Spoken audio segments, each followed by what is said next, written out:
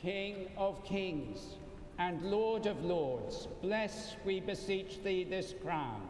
2023 saw the coronation of a new king. As our new head of state, Charles has an opportunity to start righting some of the wrongs committed to Indigenous communities in Canada. But as we enter 2024, the question remains, will he?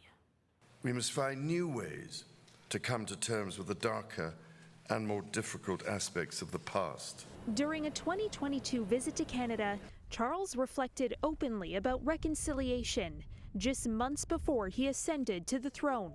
But the words, "I'm sorry," were never spoken. Apologies only go so far.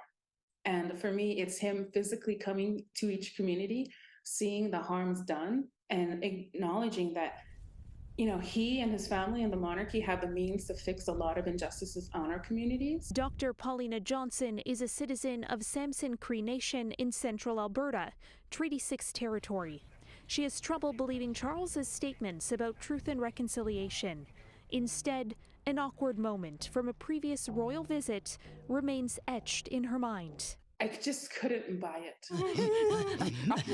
I always think back to how Charles and Camilla had kind of giggled when two Inuit throat singers were sharing their culture.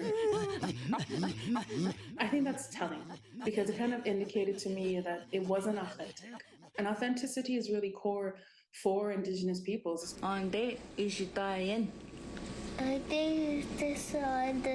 Crystal Harrison Ceolin has a large following on TikTok, where she shares her culture as an Anishinaabe woman living in Sioux Lookout, Ontario, which is covered by Treaty 3.